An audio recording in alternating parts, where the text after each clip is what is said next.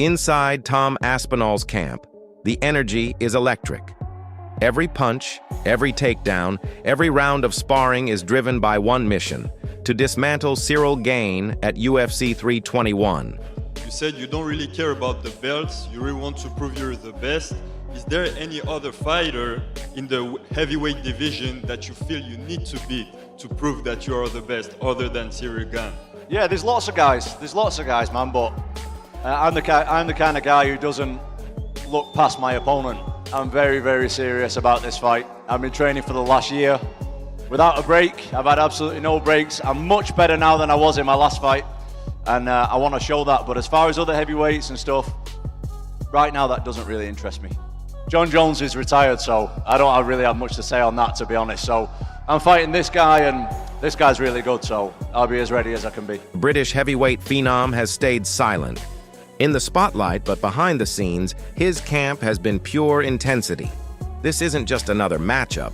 It's the fight that will define Tom Aspinall's legacy. We'll catch a little bit of sparring footage. Not too much. I'm not going to be showing too much off before you may criticise us, get on there and say, don't show all you sparring. Don't. Look, we show you what we want to show you.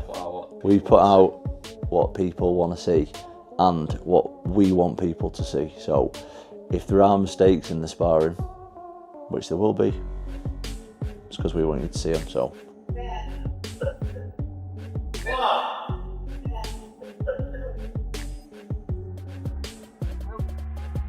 Final sparring of the camp, the final heavy spar anyway of the camp. Just going to get into it with the boys in a minute. Here we got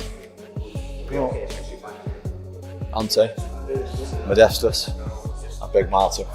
All have specific roles in the sparring, all bring specific things they're good at, so getting a bit of everything today. And we finally got Tom Aspinall, Ciryl Gane. Chill, we've been screaming about this Tom Aspinall, Ciryl Gane for a long time. UFC 321, Tom minus 325, Gane plus 260. We finally got the fight, but the world doesn't seem to believe, Chael, that it's a close fight. And I don't really agree with that line.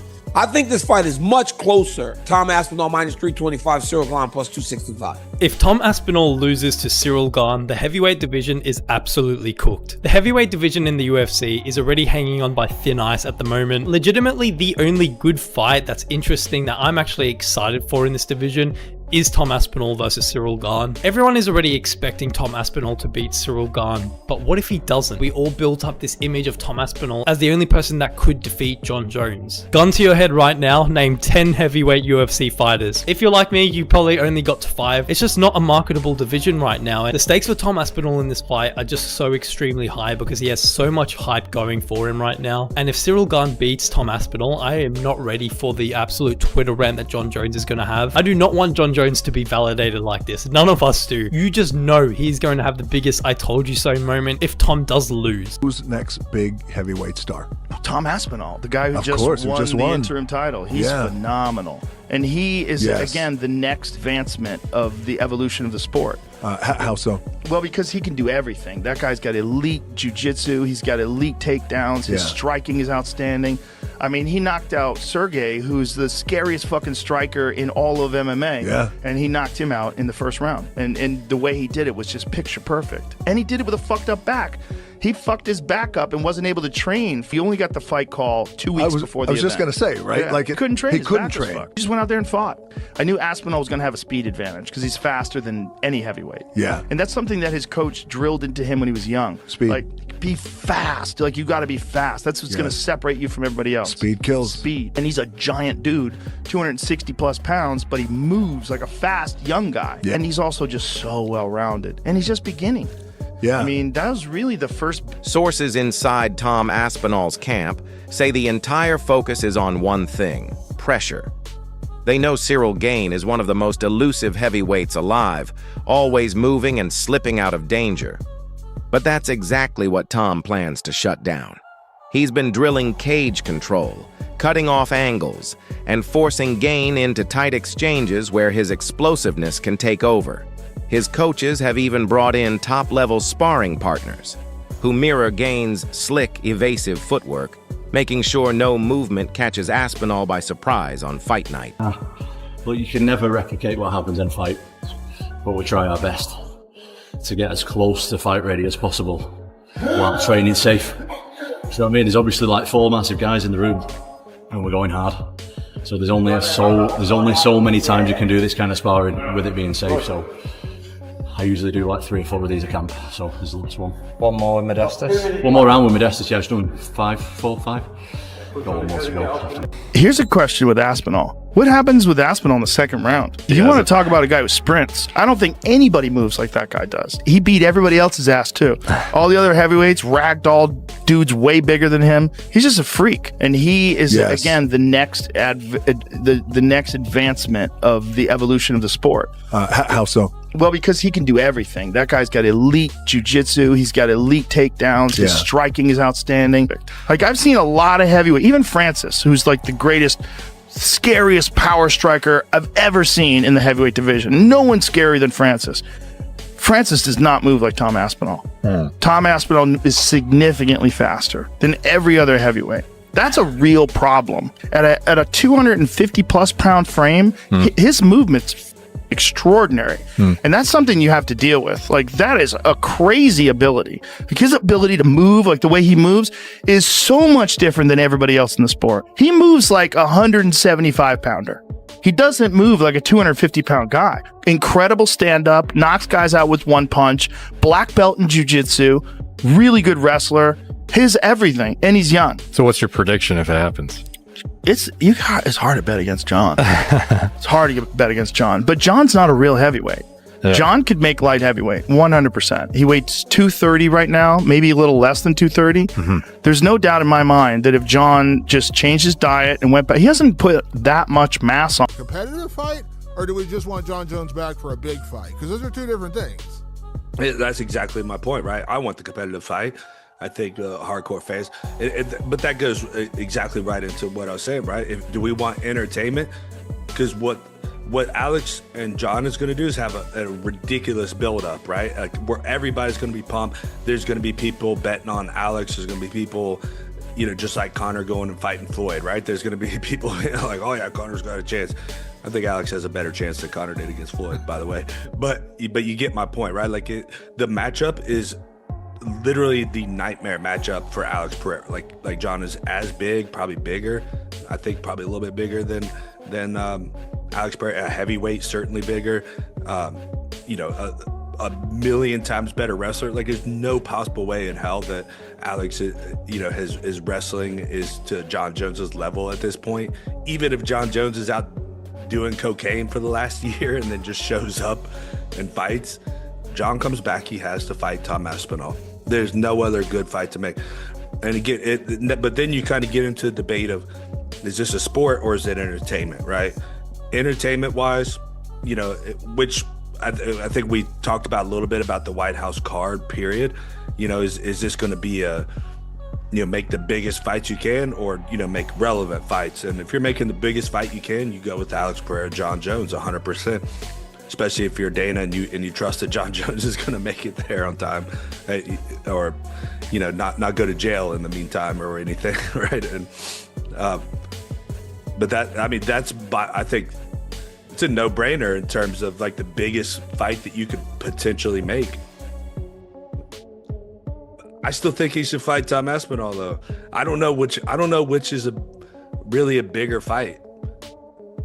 You got to think, like, Alex, I know he's a bigger star, but, John Jones is big enough to carry, whatever fight that he comes back to. And if it's Tom Aspinall, he's fighting for the heavyweight title now. And that makes it as big of a fight as if he's fighting Alex Pereira just to be fighting Alex Pereira, I think. What do you think about, like, Aspinall and Ciryl Gane? Like, who do you think you will win? Is the winner something that interests him? Cara, ali é uma luta assim difícil, né? Mas, o Aspinall, campeão, vem mais confiante. Mas assim, eu vejo que ele lutou com atletas também assim, muito agressivo, entendeu? E ele tá levando a melhor ali, mas acho que o Ciryl Gane, ele é um cara assim mais, que movimenta mais. É um cara que não gosta de se expor, entendeu? Um pouco ali de medo e tal. Então, quando você tem um certo medo, um receio, você acaba não tomando muitos golpes. Então, pô, a gente vai ver, vamos ver, porque de repente ele pode frustrar um pouco, né? O Tom Aspinall ali, de passa ali primeiro, segundo, terceiro round, vai levando pro final. A gente não sabe como que ele vai se comportar também. It's a tough fight, you know. Tom is a complete fighter, but I do feel like he's fought a lot of aggressive guys.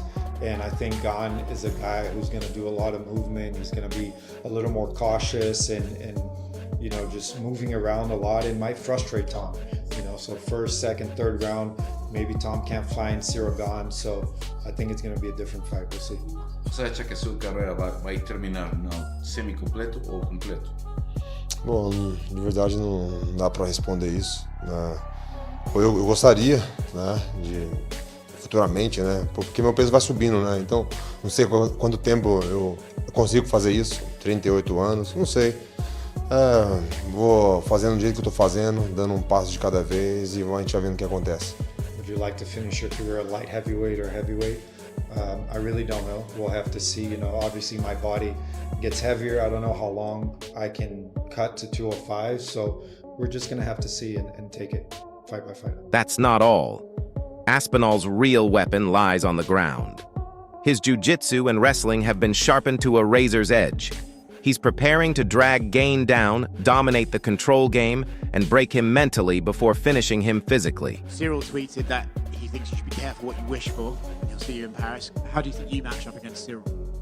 I better be careful, apparently. You know, I think I match up pretty well against him. I think I'm equally as fast as him. I move equally as well. The difference is I can grapple. I've got a lot of power. And I think that's pretty undeniable at this stage of my career. I've got a lot of knockouts on my record, mate. I have to touch you once, and I wasn't even throwing heavy tonight. I thought it was going to be a 5-rounder. I didn't mean to knock him out. I was pretty sure that was going to be a 5-round fight tonight, and just takes one shot, mate, at heavyweight, especially with me throwing him. Of course, John Jones beat Ciryl Gane in quick fashion, took him down in the first round, submitted him with a front choke. But Ciryl Gane is the same as Tom Aspinall in terms of athletic ability. When I say that Tom Aspinall is a heavyweight George St. Pierre, that kind of goes to Ciryl Gane as well. The man's gigantic, he's very quick, he's agile, he's light on his feet. He could run any sport on the planet. And he's almost like George St. Pierre and Tom Aspinall in the fact that he's got all those athletic attributes and qualities, but he doesn't have the grappling. That's what cost him against John Jones, and that's probably what's going to cost him against Tom Aspinall. You never know, he could clip him. This is a dangerous fight, this is heavyweight MMA, but Tom Aspinall can grapple. We've seen him take people down. He's done jiu-jitsu since he was about 15 years old. His dad is going to be on his case, and that's an absolute fact, saying, hey, you're not messing with this guy. Take him down, show him what you can do, show the world your grappling capability. Remember, Ciryl Gane turned Francis Ngannou into a wrestler, okay? So he's a very, very credible threat on the feet. But of course, I do fancy Tom Aspinall to get the job done. Finally, we're back after over a year hiatus. Ciryl finally signed on the dotted line. This is the 4th time we've been matched up together. And now we are matched up for the 25th of October, Abu Dhabi. Me and Ciryl, the 4th attempt is here, and this is Cyryl's 3rd title shot. We are going to try and get rid of Ciryl Gane from the title picture for good. Tom Aspinall versus Ciryl Gane is official, and I cannot wait to see some of your reactions when Ciryl Gane gets a unanimous decision over Tom Aspinall. Now, that's not an official prediction from me, at least not yet, but I think some of you guys need to realize how close this fight really could be. I know the common expectation here is that Tom Aspinall is just going to walk through Ciryl Gane in the first round, whether by knockout or whether by grappling. Everybody thinks Tom Aspinall is going to make it look easy. But if that happens, I would be very, very surprised. Ciryl Gane is being underrated here. People are very down on Ciryl Gane right now, and understandably so. He got submitted in the very first round by John Jones, and also he didn't look great against Volkov. He won the decision, but a lot of people thought he lost. I'm telling you guys right now, in a 5-round fight, if Ciryl Gane could avoid the big shot, I actually think he has a really, really solid chance of winning. People say Tom Aspinall is the most agile heavyweight of all time, but don't forget, before Tom Aspinall, everybody was saying that about Ciryl Gane. And in my opinion, Ciryl Gane beat Francis Ngannou on the scorecards, and some people would argue Francis Ngannou at that time was the greatest heavyweight we had ever seen. So I am going to withhold from making an official prediction right now, but do not be surprised if I end up picking Ciryl Gane over Tom Aspinall, and do not be surprised if it happens. I feel Ciryl Gane will beat Aspinall. Serious? Yeah, I think he'll do it. I think Aspinall will go into the fight emotional. I think he'll be irritated by the fact that he spent a year out. He doesn't see the type, bro. He doesn't. I think though he's gonna look at Gane and think, all right, Jones beat you in a round. I'm going to do worse to you. And I think he's not going to take Gane as seriously as you should have. And listen, but we don't know what Aspinall is like in that third, that fourth, that fifth. If you can survive that first and second. Aspinall's the favourite. But Gane is not a scrub on the feet. Gane's still technically kickboxing range. He's the better striker. Aspinall packs a punch. He's the heavier puncher. He's got the heavier hands. Boxing-wise, he's probably a better boxer as well. Speed, bro. But Gane is quick, bro.